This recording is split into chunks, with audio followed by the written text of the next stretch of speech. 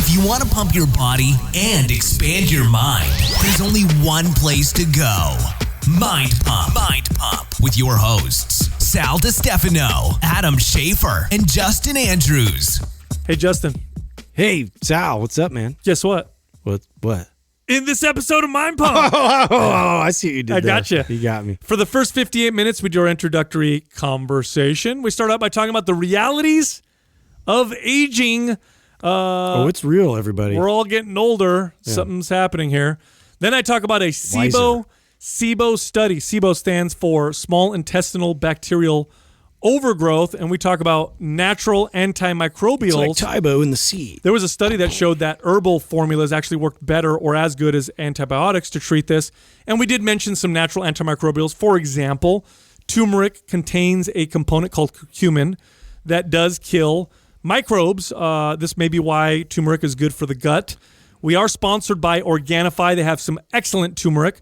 If you go to Organifi.com/mindpump and use the code mindpump, you'll get 20% off. By the way, they also have organic proteins and organic green juices and red juices. Green, and gold. Good stuff. Then we talk about hacked sex toys. What? Say what? They got some advanced Bluetooth sex toys. Apparently, those can get hacked and somebody else can be pleasuring. Who's really turning you on? That's right, Adam. Then we talked about Garmin and Disney. I guess they partnered up to provide step counters for kids. That was a natural transition. You like that? It was right from the hacked sex toys to children's to kids. step counters. Yeah, that makes sense. You sick bastard. You're the best of that. Yeah. Then we talked about the study done on elderly individuals that showed that cardio and dieting caused them to lose a shit ton of weight, but a lot of it was muscle. In fact, a big chunk of it was muscle. So now doctors are saying, lift weights. That's the best way to do it. Finally, guys. Lift weights, America. You're finally on board with the weights. Then we talked about the new wellness company that's been started by Arnold Schwarzenegger, LeBron James, Lindsey Vonn, and Cindy Crawford. We speculate as to whether or not this company is going to be providing good information or if it's just going to be another one of those, flash in the pan, the chopper, baloney type companies. Yeah. We talked about gambling and drug legalization. Of course, we're pro legalization of everything. Sodom and apparently. Gomorrah. Yeah, let's bring it on. Health IQ made it in the news again, all over the place. They are offering life insurance for fit and healthy people, but they've added a new category: fit and healthy people with diabetes. Making waves. So they're a pretty awesome company. If you go to healthiq.com/mindpump, you can scroll to the bottom of the page, take their free quiz, and get a free quote for life insurance. And then we talked about people with allergies and their cancer risk. So that intro was about 58 minutes, and then we get into the fitness questions. The first question was, how do we naturally improve libido in young men? So if you're a young guy and your libido is suffering, we give you some advice. And if you want more help, you can go on Adam's Instagram. Yeah. It might stimulate your libido. And some of you guys out there. He's going to help them young guys. That's terrible. Next question was, are there any benefits to using the Smith machine? This machine can provide some benefits. Justin hates it. Uses a coat hanger. Find out why in this episode. The next question is, of course, we're experts in fitness. We know a lot about exercise. But we're also experts in everything else. You know this. And that's why we answered this question on debt. What are our opinions on debt? And did we take out any loans for our business? Financial brilliance. Hear our pretend expert advice in that segment of this episode. And the last question, did we ever get burnt out in our careers with clients? Like, did we ever get to the point where we're like, I don't want a personal trainer anymore. This is just too much. Or did we always love it all the time? I love it. I love it. I love it. Find out at the end of the episode. Also, it's like the final hours. If you're listening to this episode right when it drops, congratulations. You have a few hours left. The 50% off Maps Anywhere promotion ends at midnight. Now, Maps Anywhere is our fitness program that's designed without equipment, so you can work out anywhere, at home, at work. All you need are resistance bands and your body. It's super effective. It's good for advanced, intermediate, and beginners. There's something in there called AMP sessions that lets you jack up the intensity and really build good muscle and burn. Oh, yeah, getting amped. Good body fat. So, again, 50% off. The program's brand new, revamped. Just go to mapswhite.com and use the code WHITE50, WHITE, and the number 50, no space, at checkout for the discount. And if you're interested in any of our other MAPS programs, let's say your goal is to sculpt your body like a physique competitor or a bikini competitor. I'm a sculptor. Or let's say you're an athlete or you like to train like an athlete. Or let's say you want to get strong like a strong man. Or you want to burn tons of body fat and do a high-intensity interval training type program.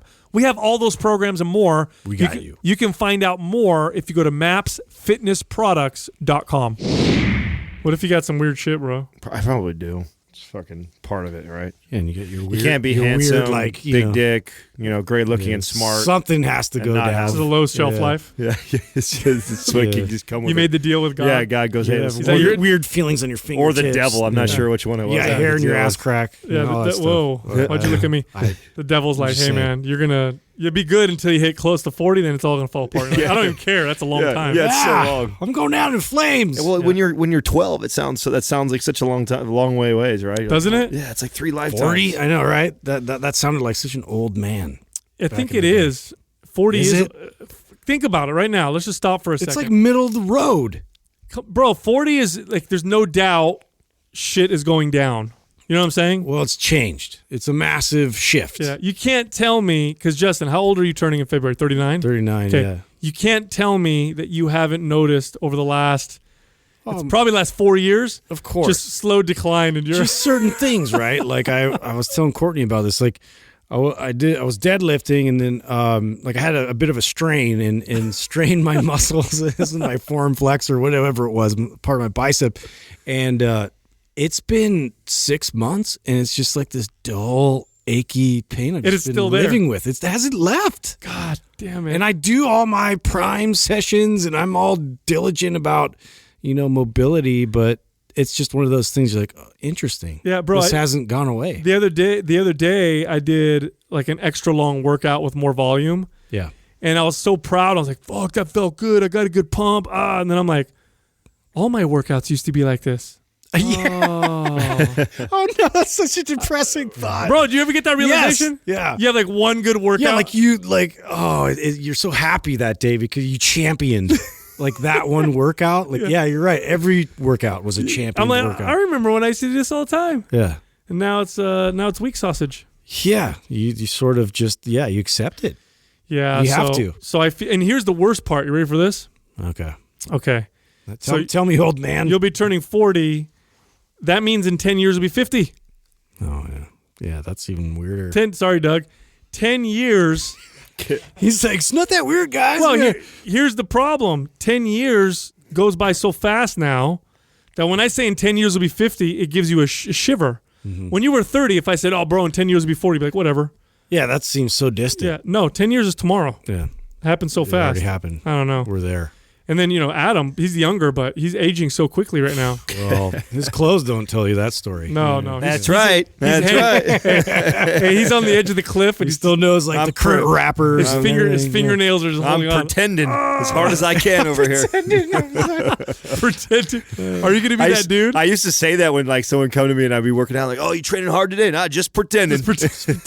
I'm just pretending. It's all in the grimace. Are you going to be that guy in the gym? There's always a guy like this in every 24-hour fitness, at least the ones I ran, where he's like 60-something, but his hair is jet black because he dyes the fuck out of it, and he's like super white teeth. I hope I'm that guy. I might turn into that. Yeah, I guy hope I'm that later. guy. I don't have any hair, right? I'm starting to lose it. So if I got it in 10, 15 years still, that means You gotta hit him right in the sweet spot. I did Sal. something right. Son you of know? a bitch. Yeah. I forgot about that.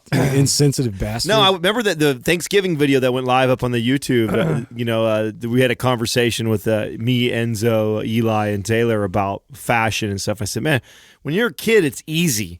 You just got to stay on what's up and up with the hip new, artist or whatever, or follow them, and then whatever they're doing, you can do, and you're fine. But when because you're you have all your peers there, Right. Like in proximity. You're right, and but when you're my age, it's you got it. There's a fine line of staying hip and then looking like the old guy And trying not breaking your hip. to. Yeah.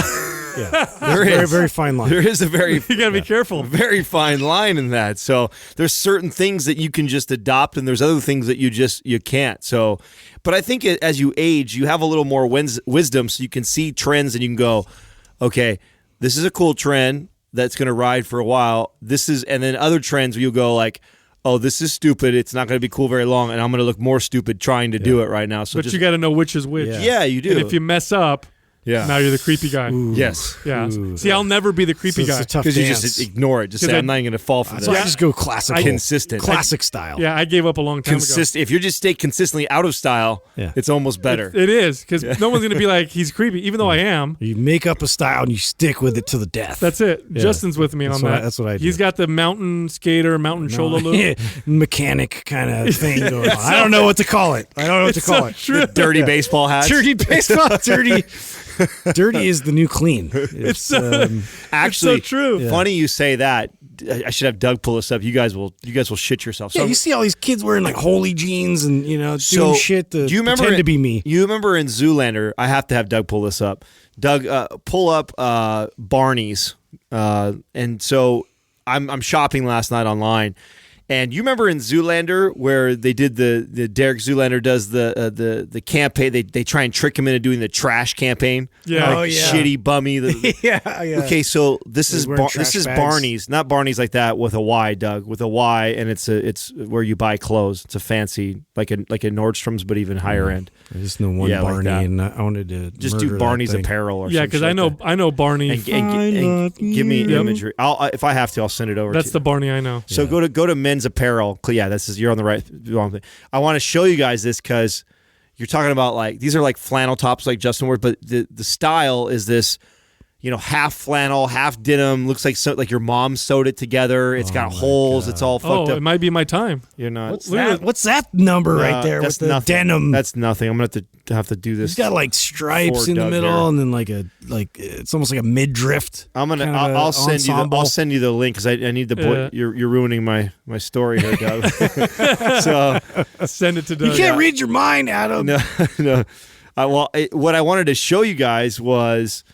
I'm online and I'm shopping and I of course I like it. I go, I like this. It's kind of cool actually. I would rock this.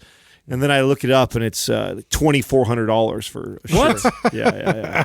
And if I know, and the first thing that came to mind, I thought if Justin and Sal saw what was for see, Doug, it was right on the front page and you couldn't even catch it. Look at this shirt. What the hell? That's $1,200. That ugly piece of shit. That is the worst. If I bought a $1,200 shirt, what are those pants? Are those leather with like zipper things? It would be the only shirt I ever wore forever. Like that's the only way you could sell me. If you say, "Hey, listen, here's a $1,200 shirt. You'll never have to buy another shirt again." I want to know the guy that's rocking Google this. Greg Lauren. So that's the designer. So Greg, Greg, and then Lauren, Lauren, and then the images that pop right up. Okay, look at go scroll up so the guys can see the price. The other direction, Doug. Like what right there. Whoa, $4,000. Yeah. What in the actual? Why? And click on that. Click on that one. It's actually this is the one I was looking at. Like, no, you weren't. I swear. You were gonna wear this to the left. Don't do that. That's Come for on, women, by dude. the way. That's for women. You were looking at that one? No, Doug is fucking Doug. The very first one that's for men, right there. Click on it so these guys can see that it. one.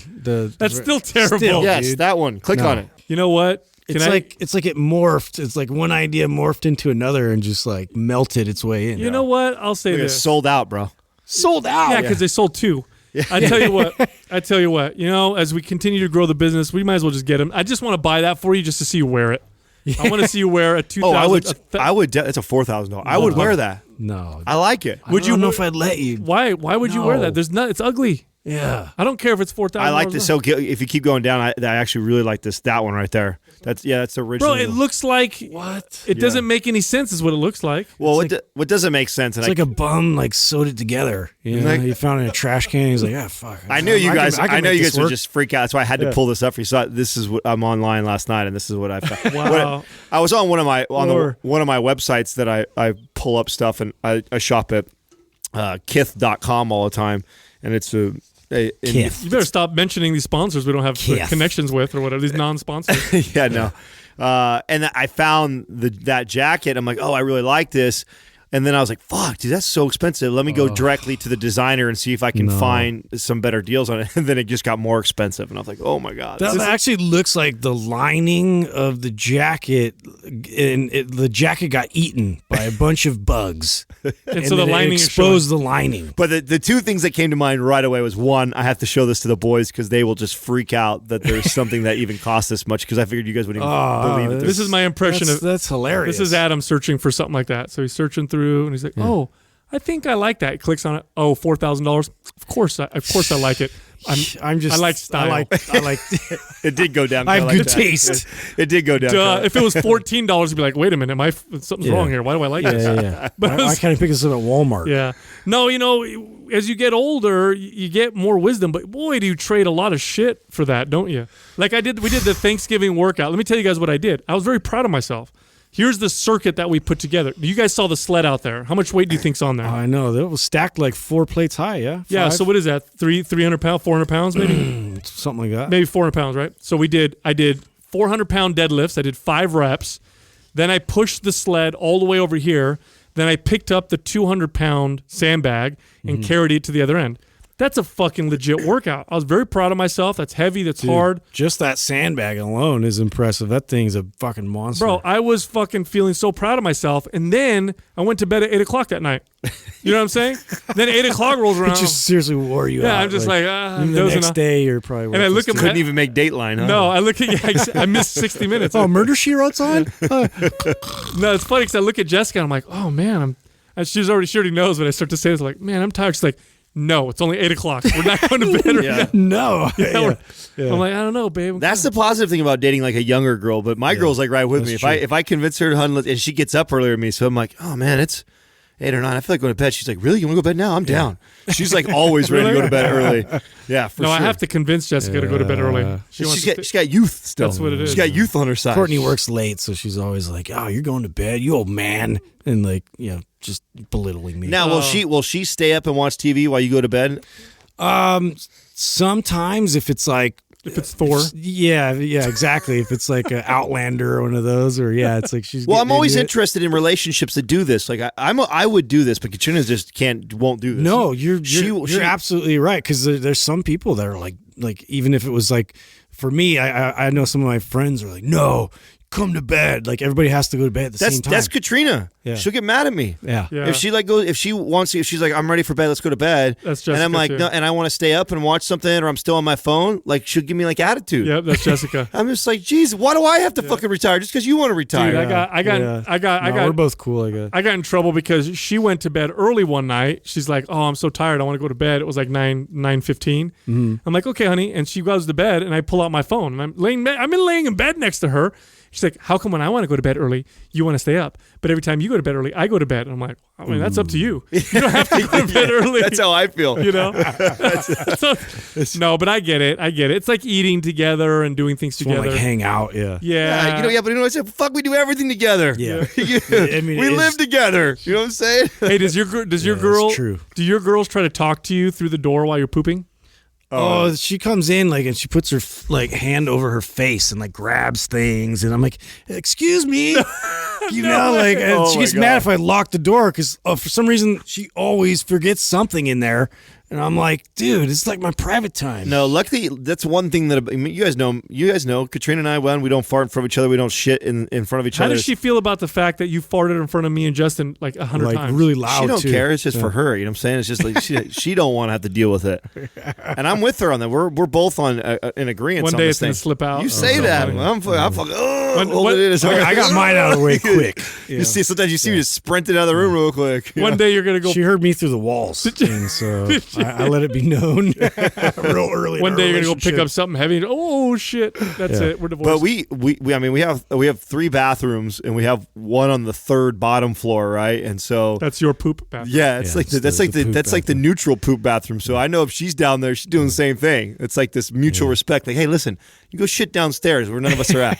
So it's the outhouse. Yeah, right. You go to the bathroom. All you have to do is walk all the way. You walk down to the last flight of stairs. I kind of like the idea of an outhouse, though. Yeah, an out. house. Yeah, but like the whole part about like having to go way outside to go there, that was a little bit of a deterrent. I blast everybody in my house. You blast. There's no. My kids are the worst. They blast me and laugh, and they save them for me. See, I got to be careful now because I've taught my kids now that it's cool to do that. So now my daughter, who's 9-year-old little girl, Yeah. if she feels one coming on, she'll come up to me. Hey, Baba, can you hold me for a second? I'll be like, sure, honey. I'll hold her and she'll just. I'll be like, oh, and she laughs, and I appreciate it. It's good times. You can't help it. Anyway, it's good stuff, dude. I want to bring up some scientific studies for you guys. Ooh, dropping us some knowledge. So I read this study. So check this out. Did I tell you guys about the SIBO study? Do you guys know what SIBO is? Yes, overgrowth of bacteria. Actually, that's correct, Justin. Yeah. So SIBO is small intestinal bacterial overgrowth. And it's something that probably afflicts a lot more people than people realize. Yeah. And the symptoms of this are severe it's digestive. Not like Tybo. No, SIBO. I was trying to think of. No, it's not a kickboxing class that you take at the local gym. Good. But it's when you have bacteria in your small intestine that is just taking over, and it can do everything from affect your digestion, cause bloating, diarrhea, gas. Like one of the common symptoms is, every time I eat, I get bloated. I don't know what's wrong with me. Every time I eat, my stomach feels super bloated. That's a common symptom of SIBO, for example.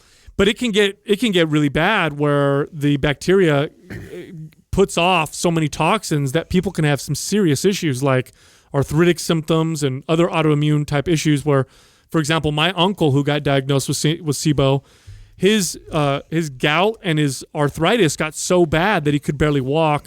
Once he got diagnosed with SIBO and treated it, within a few weeks, symptoms were completely gone. So that's how bad this can be. Makes a massive difference. Yeah, and it's becoming apparently more and more common. Not because people have it more, but I think we're able to diagnose it better. Anyway, so how do you manage it in terms of are we talking about intermittent fasting, changing up your diet, obviously? Well, so the causes of SIBO, there's lots of causes, and we've talked about a lot of things that can cause these issues. Everything from eating poorly to not being active to not having good microbiota in your gut and all the stuff we've talked about on the show. But, I read this study because I was looking up SIBO and looking up the symptoms, and I found this study that compared the traditional pharmaceutical antibiotic treatment of SIBO to an herbal formulation to treat SIBO. So they actually had a group, and it was a well-made study, where they had a group of people who had tested positive for SIBO through 2 different tests. One side, they gave them the antibiotics. The other side, they gave them this herbal formula because there are natural herbal antimicrobials. There's herbs that you can eat or take that will kill, like oregano oil and olive leaf and peppermint oil, for example, that will kill bacteria. I heard about this. I forget which podcast I was listening to, but there was they were talking all about spices and some of the properties different spices have in terms of being antimicrobial and where you find them in terms of them being on the equator. You tend to see a lot more spices and why they use it in their diets. Dude, you were telling me this earlier. This is crazy because it makes perfect sense. You look at some of the spiciest cuisines, and they're near these areas where a lot of these pathogens tend to proliferate because of the warmth and the moisture. Right. And so the cultures develop these dishes, this is the theory, right, where they put a shit ton of hot pepper or they put a ton of wasabi, like you said, the Japanese eating raw fish. Yeah, they speculate that that's the reason why that wasabi was paired with sushi. Wow. And then curcumin, which is found in turmeric.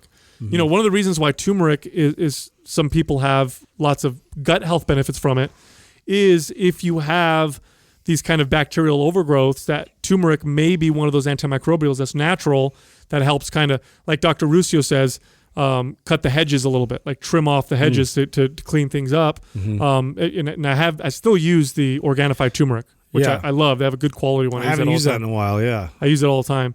But the study compared the herbal formula to the antibiotic, and guess what? The herbal formula was as good or a little bit better, according to the study.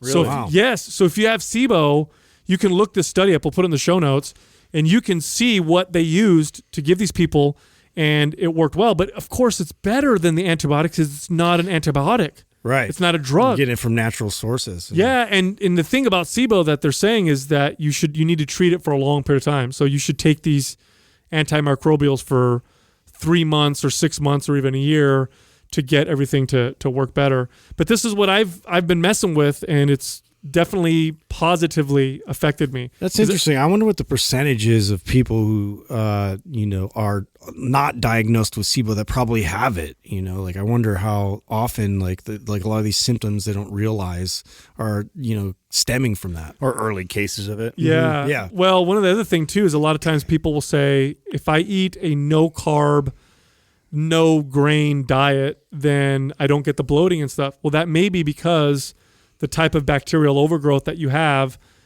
feeds on starches and carbohydrates, and so when you eat them, you just bloat. Mm-hmm. And so that might be a way to manage the symptoms of having something like SIBO. It'd be good to have another like Dr. Ruscio come on and ask him these questions about it. But I thought it was fascinating because they compared. Very rarely will an herbal formula do as well as antibiotics when it comes to. Yep, there it is right there. Well, I'll put it on our list. He's scheduled for in a week or two. Oh, is he really? Or maybe is it December or January? I don't remember if we have. I know he's on the calendar for sure. We were talking just the other day. He still does this to me all the time, where he'll text me like, "Hey, yeah, let's do this." I'm like, dude, I don't fucking know what we're doing tomorrow. I was like, you have access to come on here anytime you want to. I love having you on the show. Just don't go through me. I don't know what to tell you. Otherwise, you'll just be waiting to hear back from me. I'll never get back to you on it. Yeah. Very cool, though. I'm glad they found this because, it's something you can buy over the counter. It's not an antibiotic, so the side effects are probably less. Not always, but less. Antibiotics themselves are not. You don't want to overdiagnose those or overuse those. Mm-hmm. And a lot of people, and it probably won't hurt. You know what I mean? So if you have issues, you could probably try this and see if it works for you. So anyway, I think that's pretty cool. Yeah. I have another article for you guys. It's not science, but pretty hilarious. This was an article that was published it was a UK website that published this, but there's some hackers took some journalists with them, and they showed them that. So you know how like sex toys are starting to get more advanced now, and they're having sex toys now. Do I? Yeah, and Justin knows. Yeah, and you know how they have sex toys now that you can. It's pretty crazy. You can like message with your phone. Like, didn't you guys get that from? the Wii Vibe. Yeah, when we were down with well, sex with Emily. Yeah. How does that work, right? So she inserts it right into her. Yeah. So well, I know how that works. Yeah, so Well, thanks, Adam. walk them through this. I'm Adam, explaining the please. process, right? So they understand how that works, right? So Yeah, part of it goes in. yeah, the other one is on the outside. She inserts the toy, and then it's Bluetooth connected, and you can control it from anywhere. So I control the on and off and the vibration of it and the speed you pick of it. the favorite sort of vibration, and then you just hammer them. like if you're on vacation. And I can FaceTime her at the same time. So you can in the app, you can actually phone call. So like Skype, I can Skype over to her, and then I could be looking at her, and then I could also be controlling the Wii Vibe thing. Oh, that's so cool. Pretty Yeah. cool. That's so cool. So anyway, these are big things now. Apparently, they're selling like crazy. Well, this hacker took these journalists and he said these things are super easy to hack. So through his own computer, he was able to drive through neighborhoods. He's able to drive through neighborhoods, detect where they are, and then turn them on. No. Yeah, through hacking with them. Oh, that's so he great. can actually pick them up in his car, driving through his neighborhood, detect where they're at, and then just turn them on. like via Bluetooth or what? Well, yeah, I guess so. Something, yeah. I guess so. Oh, what happens when you have like the actual sex robots that are like full size and someone turns it on and it comes out of your closet? Yeah. How freaked out You are have you? guests over? You got Nana over there. I was just saying, Did I ever tell you guys about that? God damn it, Sherry, get back in the closet. it's time. Turn off. Abuse me. Turn off. Turn off. Not on. Did I tell you the time something like that happened to me? Yeah. Wait, what? So this was when I was years ago when I was married. We had this guy come and he had to look under our house because there was like a leak or something. Yeah. So he's under our house working on our pipes, and he comes in the house and he goes, I fixed it, but I hear like a weird sound coming from under your house. So I'm like, what? So I crawl under him and I hear it, and it's like, and I'm like, what is that? So we're going through the whole under the house. I'm trying to figure out what the fuck this sound is. And then I identify like, okay, what's directly above this part of the house? I'm like, it's my room. So I go in my bedroom and I walk in the closet, and I guess one of our sex toys fell out of the bag or whatever and turned on. It was just on the floor. When was this? Just rattling around. This was years ago. Oh, It was on the floor. Just, Oh my God. Yeah. Have your kids ever found one? Hell no. Oh my God. Why is Worse you? What than- about yeah, you? one time. No. Yeah, but he was so young to where like playing G.I. Joe. grabbed it, yeah, and was like doing like lightsaber moves with it and everything in front of Courtney. I was rolling on the floor so hard. Oh my God, she'd be mortified for me just even bringing that up That's right now. terrible. Yeah, it was bad. It was bad, but we put it away right away. You got to put that shit in a lockbox, man. Yeah, damn it, Cordy, get a sex box. yeah. I know what to get her for We Christmas. need to hide our dungeon, from the kids. That's Yeah. Kids will get into everything. You They gotta be will. careful Yeah, with they'll that. find it. You got to watch out. And then you're like, I'm sure. Speaking of that, Yeah. Garmin just partnered with Disney. You like that transition? Yeah, pretty good. Speaking of sex toys, Yeah, speaking of sex toys, Disney. No, I saw I was Garmin? Yeah, we were at the theaters and I saw that they had this tracker they were promoting. It was like some princess tracker that was a gamified experience. They track all the steps, they like sleep. Like this is hitting the level of like little kids now. Wait a minute. So it's a tracker for kids, but it's based on the princesses or something. Yeah, exactly. And they make it sort of interactive, and so they have So little smart. adventures with it. I was So like, smart. brilliant. Yeah.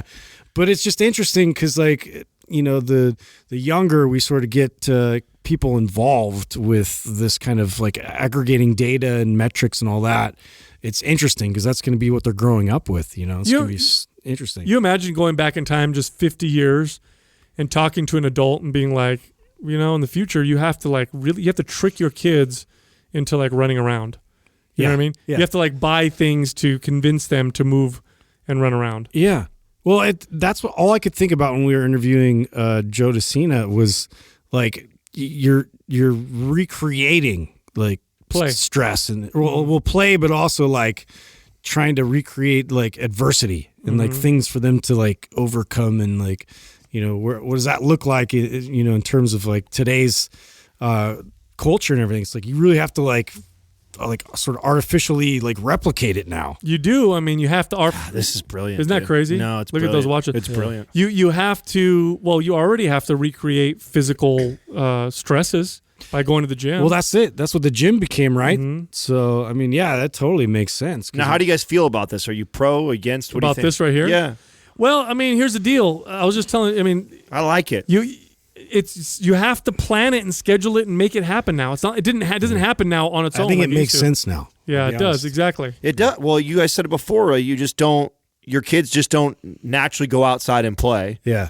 and it's It's not intuitive like it used to be. yeah, and now it's almost like a form of punishment, to make them go do it. So we've got to find, and you don't want to do that, right? Nobody wants to tell their kid, get off your phone, you're in trouble, go outside and play. It doesn't even make sense. The kid's going to resent you and you'll never want to exercise at that rate.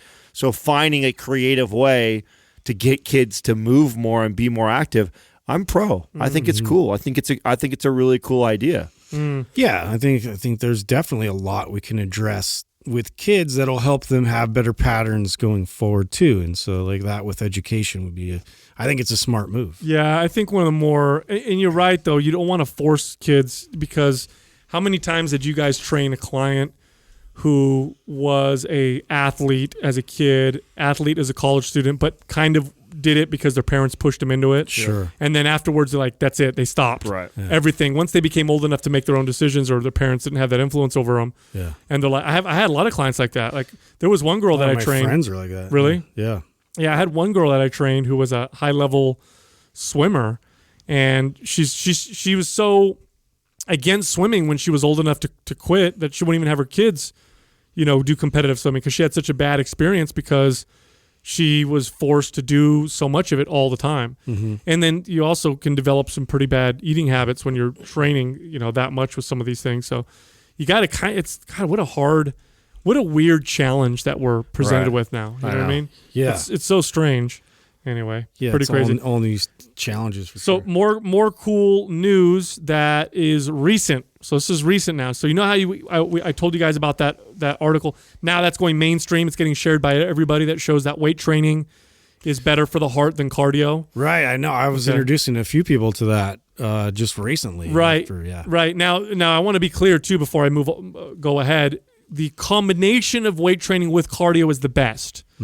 But the study showed if you had to pick one, the one to pick would be resistance training. And this is the argument we've been making for a long time, that in today's world, in the context of modern life, you want to lift weights. That's one of the most important things you could possibly do.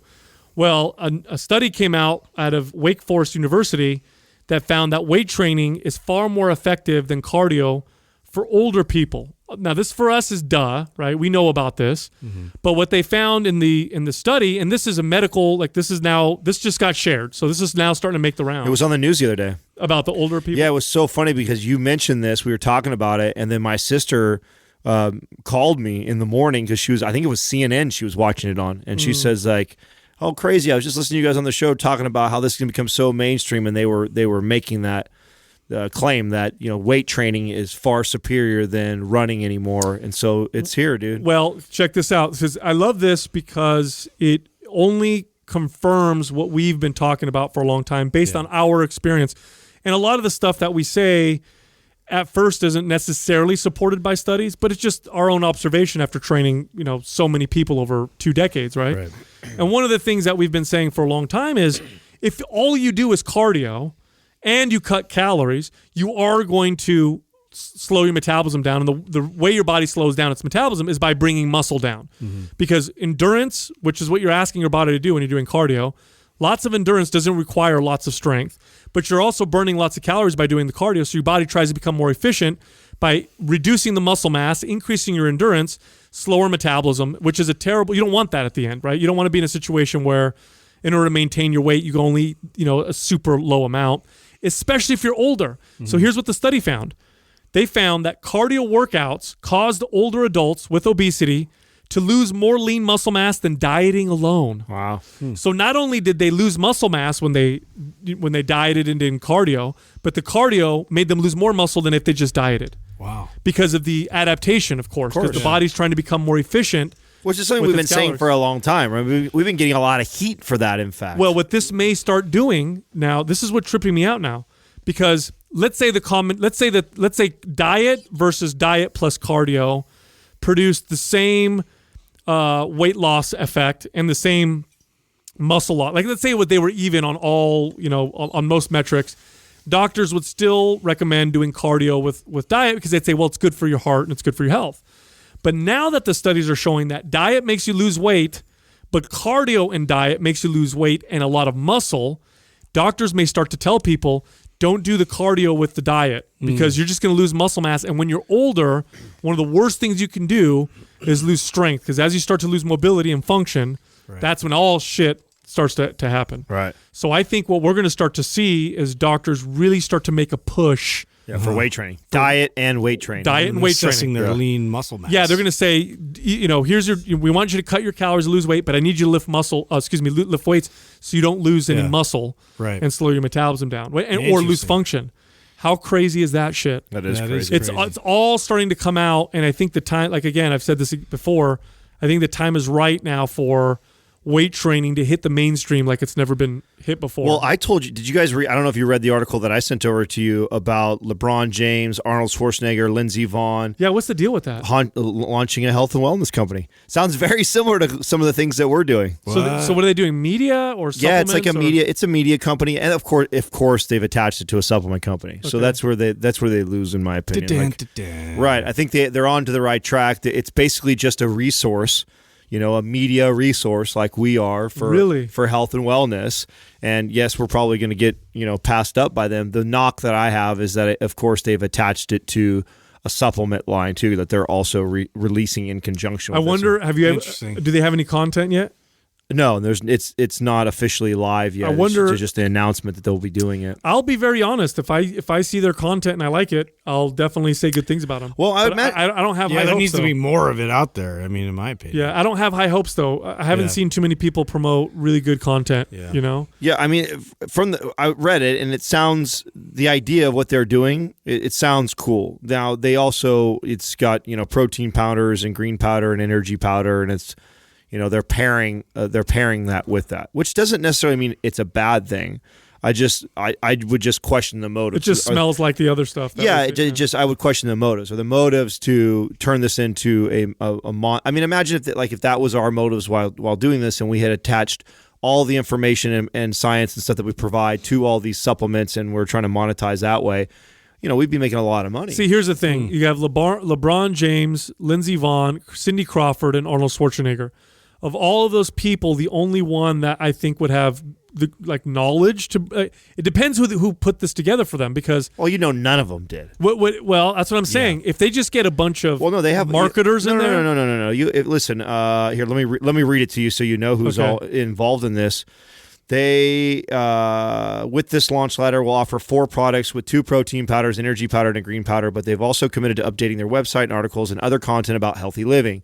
Eventually, they hope to expand its series of products with snack foods and potential avenue of interest for them at the current time. Here then it goes on. Arnold talks a little bit. Among these included as an advisors to the company are LeBron James trainer Mike Mencius and director of applied physiology and human performance at the University of North Carolina, Dr. Abby Smith Ryan. So they've got they've got professionals and doctors on staff that are advising them on what they're doing. But again, that could mean nothing too. Sure. You know what I'm saying? That could just mean that we're attaching ourselves to. It could still be like old information, or it's just information academia. that has got a desired outcome already, which is to sell products. So we have a doctor come on and then promote that. I mean, we could use our resources. Like we talked about Ruscio earlier, which has been done to death. Right. Yeah. We could pair with something, a supplement that has to do with gut health. Then we could do a whole fear-mongering thing by having, Ruscio come on and scare people into thinking that everyone's guts are probably fucked up and everybody probably should be taking this, and then sell it and market it. Right. So that it just makes me wonder if that'll be just interesting to watch it all sort of unfold and see where they go with it for sure. Yeah, because I'm excited to see what their content is, because if their content is good, if it's good, I will be very excited, because it'll signify to me when you have powerhouse names like these. If powerhouses like this are going to put forward a company that's going to promote like good quality information, that will signify to me that the industry is moving in the starting to move. Ready for it. Yeah, 100%. yeah. I highly doubt it. I think they recognize that there's health and wellness. It's exploding. Is exploding. And I think a lot of smart businessmen and women see the opportunity, then are attaching themselves. And I think it'll be entertaining. I bet the content's going to be cool on that side of it. I mean, where we lack in entertainment, I think we will get surpassed by something like this. Production and all that. Yeah, the production of it, the wow factor, the celebrity status, the cool videos, everything will be more entertainment with a little bit of probably. Well, wellness now has become such such a retail marketing. Being healthy has actually become cool. But it's not just healthy. The term wellness now, they're slapping that on everything. You know what I mean? Yeah, no. And it's the new. It's like all natural used to be. Remember all natural? Oh, all natural. So then every marketing company and cereal company figured out ways to put all natural on their box, even though it was shit. Yeah. And you'd be like, oh, I got this because it's all natural. Wellness is becoming that term, where they're going to start. My favorite was ancient grains. What? So it's like ancient grains. Wow, that makes it better. Yeah, I'm sold. Actually, ancient grains are, what is that? It's like buckwheat, quinoa. I don't even know idea. I don't even know where you've seen about that. I've never even seen that. I've seen it a bunch. Man. Oh, really? Yeah. They've like marketed as cereals and like crackers. I love it because something will come out that's kind of good, and then the next thing you know, like I got tagged the other day. Somebody was at the grocery store and took a picture of cereal with probiotics in it. It was like fucking Special K or something like that. Didn't we call that out? We did. I knew that. And they're like, oh, check this out. I mean, like bone broth. Like, okay, pretty sure that's going to be. Throw more probiotics on it. Yeah. Collagen protein. That's going to be protein, everything. Dust, everything. Yeah, it's just what we end up doing. And wellness is now becoming that like, no, we're not into fitness. We're into wellness. It's like, all right, come on now. We're into being well. Yeah. So I'll keep an eye on it. I'll watch it, see what's going on. You know who? Well, not the same thing as this, but The Rock. Remember The Rock? When we first started this, he had 7 productions. $7 productions. Yeah, remember he tried to dabble in the fitness space. What happened? He stopped? Nothing really happened. I don't know. Doug, maybe you could look up $7 Productions. I thought he was doing something in the bodybuilding space. I thought I was like, oh shit, look out. The Rock's involved now. And I thought it was going to be awesome. But this was like 2-3 years ago. When we first started the podcast, he was already starting this. That. And I never heard anything else about it again. So I don't know if it completely died or it's just not a priority to him or what. But that was interesting. Something else that was interesting along the lines of sports is just this legalization of betting and gambling now. So what's going down? So now you got to be excited for online. Yes, or I am excited. Bro, all the fundamentalist like Christians are probably freaking out. We got weed legalization. I know. Gambling. Next, prostitution. Here we go. Mark my words. Yeah. There will be a wave of legalization among prostitutes. Well, but anyway, yeah. I believe that 100%. I think the first wave of that will be the robots. Again, this definitely solidifies my theory that Trump is what's his name, Biff from Back to the Future 2. Yeah. This is exactly the world we're living in. Yeah. So the NBA literally just signed their first data partnership with in-game gambling, a company called, I think, Genius and something else. I can't remember what the other one was. But now you'll be able to, I guess they've done all these stats on people that gamble, and like 40% of gamblers are actually gambling while the game is happening. So betting like, who's going to dunk the ball next, or who's going to make the next three-pointer. Just impulsive, quick bets. So I have the ability on my website to do what's called live betting like that also, where I can be, as the game's going. Oh, that's dangerous. And as the game, I have my own set of rules and the way I play and the way I do things, and if it's just like when I play craps. If I stick to my rules, I'm a pretty good gambler. When I let my emotions get involved, I tend to lose money. It's just those are fun though. I remember betting on a bunch of random ass things for the Super Bowl, the coin toss and who was going to be in control of the ball going into half, like all these types of things. And I remember winning on all of those and losing on all the regular ones. The prop bets. Yeah. Do you guys have friends that are into DFS leagues and FanDuel and things like that? None of that. Yeah, I have a bunch. Oh, that's huge. We were into fantasy football forever, and I don't know, it was I think our 8th season when we kind of just everyone got busy and just you weren't following along so much, and then the introduction of FanDuel and the other one Kings, I forget the other name, can't think of it right now, but DraftKings, FanDuel, when those started coming on the scene, that became way more popular because now you were drafting a team every week. And my buddies are crazy, dude. All week long, people can make real money on those. Oh things, no! One of my boys just made $50,000. What? He hit it for $50,000 for playing fantasy football. Yes, in 1 week. That's silly. And the way it works, so you have all these options. So I can go heads up with someone. So you and I can bet a game that we're betting a $500 game, $100 game, any range we want, and it's you and I heads up. My team wins. I win that money. Or I can enter into pools, and the bigger the pool, the bigger the pot. And you buy in, right? So it's $10 to enter my team into this pool. Oh, wow. And if there's tens of thousands of people, then it's scale I think the first 3 people or maybe the top 5 people are payouts, and the first place is a large payout. But there's tons of all these different groups that you can go into. So what's up with the legalization stuff? Well, it's gone legal, dude. It's going completely legal. Sports betting is going to be probably because they couldn't control it anyway. Yeah, exactly. So we might as well collect some taxes. Well, I really think that FanDuel and DraftKings were a part of this transition because it was there's so many loopholes in the law for people to do this digitally now, right? Because maybe in California it's quote unquote illegal, but if you have a digital if you have a website or you have something that's based out of somewhere, trace it back to Nevada, right? Bro, technology is technology at some point is going to make so many laws totally obsolete. Mm-hmm. You know what I mean? That's an example of it. How obsolete is it? You can't gamble law when you can't stop me. I can go online and find all these sites and gamble. Oh, and now we can Venmo allows us to transfer money back and forth, and now you see Bitcoin, all that. That's why I bet on Bitcoin, regardless of it, taking a shit lately. Is that long term? I believe that ultimately that's the only way that they could regulate is by regulating through the monies, and if there is actually a digital product that does not allow and it's not traceable like Bitcoin, that there will be a market for it, even if it's a black market. So I've always seen as long as you think there's going to be a black market, there'll be a market. That's how I looked at it. I was like, whenever people were debating me on Bitcoin being smart or not, I said, listen, it's inevitable. It's being somebody who has been on the other side of the fence with being in a gray type of market with the cannabis space and seeing all the transactions and shit going down. Man, no doubt if we had a system like Bitcoin in place when I was involved in that, 100% we'd be using that. I wouldn't be traveling around with $50,000 in my pocket and potentially getting robbed or jacked. I would be transferring that over. And if it wasn't traceable by anybody, 100%. So the black market will demand it, 100%. Black market will demand it. Now, whether that makes it into mainstream and it becomes I think that that you're gonna start to see a new wave of drug liberalization with the laws, because we already have it with cannabis. That's done. There's no arguing now. It'll be nationally decriminalized at the very least, but probably legalized.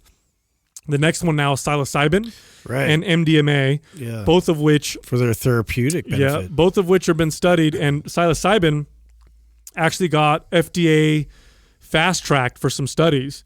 Those two things will get decriminalized, I guarantee it, because of the studies. And then I think what's going to happen with all that is you're going to start to see that that people are realizing the war on drugs was a total, just a waste of money and create a lot more problems than anything. And then I think all kinds of other things are start to get legalized. Anything where people voluntarily are doing it with, then I think that those things will be legalized, like prostitution. I think prostitution, I don't support it. It's not my thing. But if somebody agrees to have sex with someone for money and the other person agrees to pay them and it's all voluntary, I don't understand. Well, look how easy it's happening already probably. So we talked to... That's tech is making it real easy. We talked on a podcast recently about this, this new wave of, and it's not prostitution because maybe you're technically not sleeping with somebody, but you have like these Snapchat peep shows. Yeah, exactly. Yeah. There you go. Snapchat peep shows for, X amount of dollars per month. How easy is it for that guy or girl, whoever's doing that, to meet up and then make a financial transaction and to do that? And to try and track all of it that's happening is just like, good luck. Yeah, I think your best bet. It's a natural upsell. Yeah, I think your best bet. It's a natural upsell. I see you're one of my gold customers. You're a regular. And you're already paying $79.99 a month. Yeah. Why don't we just close this deal? Yeah, I think the smart thing to do if you're a legislator and you're trying to legislate morality is realize that if there's laws that you can't enforce, that just doesn't work because people are going to do it anyway, then legalize it and regulate it to the point where you can get away with it. For example, with prostitution, full-on open legalization might be undesirable because you don't want these things popping up all over the place. So maybe legalize it, but zone them. Okay, well, they have to be in these areas, or it has to be done in your home. They have to come to your house or something like that. Certain age, all that kind of stuff. Yeah, because then because there's a limit, right? Like there's a limit to where regulation creates strong black markets. And what we've done is we've regulated things so hard that we've just made these super strong black markets. But I think if you look, here's a great example. What they did with music. Music is a fantastic example. Everybody was stealing music for free online. And so they had to fucking figure out a way to give you a good product and charge you a little bit so they could outcompete that. That's kind of what they did with iTunes, right? Right. That's kind of what they did. That's what's going to happen with some of the stuff. Like, for example, if you're the average person in California, do you want to buy marijuana on the black market, even though it might be cheaper? Probably not, because you'd rather go to the dispensary where it's clean and legal and they've tested it for shit and you're not buying it off a dealer. So that's an example of how the market will start to outcompete the black market. Same thing with prostitution. That's going to happen with prostitution. I think it's going to happen with all other drugs. Yeah. You're going to start, because technology is making it. Good luck trying to enforce some of these laws. You know what I mean? And then wait till 3D printing comes out. Good luck with fucking controlling anything with that stuff. How's that going to work with like supplements and stuff? Like, are you going to be able to just like print like supplements, you think? At some point. Like someone buys like Organifi and then one time and then they go and they fucking formulate like a... Well, at some point... raw materials. At some point, if you go down, you break everything down, it's just a series of molecules. At some point, and we're nowhere near this, but if we have a 3D printer that can print with molecules and start to create compounds, why not? Why wouldn't you be able to... you saw in that documentary, they showed all the organs already printing with biomatter. It was like mind-blowing to me. Yep. I mean, who knows? You could go in there and be like, here, print me some, Vicodin, and it'll, and then here's your Vicodin or whatever. Oh. But that's... I want a new nose. That's what I think was going to happen. I think we're going to see more and more people altering their bodies like that. You think digitally. so? Oh, yeah. Yeah. That'll be the new tattoo, right? What do you think are the first things people will print for themselves? A new face. a dong. A whole face? Yeah, a face. What'd you say, Justin? A dong. A dong. Come on, you wouldn't like just Well, I guess if you grew up your whole life not liking yeah, Yeah. you know. I like my I'm dong. cool. Just Yeah, I'm like- happy with yeah, mine. I'm cool with mine. I don't know about you, Justin. I like yeah, just, It's so huge. Whatever, guys. I'm huge. Yeah, yeah. No one said that. Jeez, bro. I'm so happy with my hugeness. Yeah, it's crazy. Anyway, well, I just don't talk about when it. the technology kit comes out, Justin, you can print yourself. I'm just saying, like a nice little, hat for it or something. I don't know. You're not gonna get me if you do that. Well, Hey, babe, I got this hat for my. look at it. I 3D It's printed- newer, it's shinier. Yeah. Whatever. You can refresh it. That's all I'm saying. It's out of the bag, bro. You already said it. It's- No, for reals. What do you think are some of the first things people will print? You think a whole face? Yes. Why would you print a whole? You A mean whole a younger face? version of your face? Is that what you're saying? Not only that, absolutely. Think about that. Think of it. Even someone who is How weird if you just look like someone else. well, you would do it. Well, yeah. Some people will do that are completely unhappy with themselves. But hey, I wouldn't mind having a Go print. rob a bank. I was a handsome fuck at 25, man. 25, full head of hair, good looking face, past all the pimples, good skin. I mean, if I could just slap on the 25-year-old version of me, and then it would mesh with the rest of me, so it wouldn't be like Why not just putting someone else's face. Just print your old. Just take your stem cells, grow a young version of yourself without a brain, and then just take your brain and plug it in, move in and out of him. and that's it. Or here's the weird part. Ready for this? I'm gonna do a little mind fuck with you guys. Ooh. What if you could figure out how to literally copy your brain with its memories and knowledge and everything? Here's the thing. That was Black Mirror. Remember we talked about that. Well, here's the thing. Is that really you, or is it just a copy of you? In other words, if you killed you and you have this new copy of you and it's this younger version, Well, you're not going to transfer consciousness. well, I mean, that's It's the going to have its argument. own consciousness. That's the argument. Yeah. You know what I mean? Well, it doesn't make any sense. Just blew your mind. yeah, I don't want to compete with the other version. and I'll kill him. You'll Yeah. lose. Yeah. Yeah, I think you're wiser. I walk home and serve my that's wife. exactly that. I Like, kill him. I don't plug his you're done. ass. You say that's how wise I am. You know how easily you'd be able to fuck with a younger version of yourself just because you know all your own weaknesses when you're at that age. yeah, all the insecurities. Everything. You know what I mean? Poking at him all the Just time. make yourself cry. Like, all yeah, the you time. look pretty good. Your chest is kind of small. I don't know. And I can see. You're kind of bony right here, huh? Huh? What are you doing? What are you doing about this? Start crying. Yeah. Yeah. Anyway, so another thing I've been seeing in the news, one of our sponsors is making the rounds on the mainstream media right now. Who? Health IQ. Oh, yeah, They're that's- making big news with their whole diabetes thing. They remember I told you last time we talked about Health IQ. They were. I saw them on Bloomberg. What did you see them on? You see them on something else? I think it might have been Bloomberg or I remember. I think it was an investment page, to be honest with you.